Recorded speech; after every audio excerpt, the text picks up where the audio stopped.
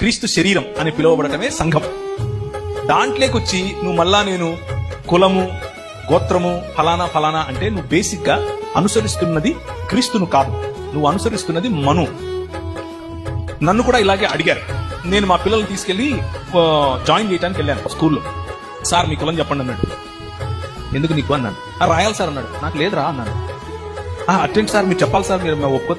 నాకు లేదండి, మీకేంటి ప్రాబ్లం? లేదు సార్ పిల్లలకు చాలా ప్రాబ్లం అవుతుంది సార్ రేపు అన్నాడు. నా పిల్లలకు కదా ప్రాబ్లం, నీకేంటి ప్రాబ్లం? నేను చెప్తున్నాను నాకు కులం లేదని, నువ్వు జనరల్ అని రాయి అక్కడ అన్నాను. సరే సార్ మీ ఇష్టం అన్నాడు. రాశాడు. ప్రతిఘటించడం నేర్చుకోవాలి.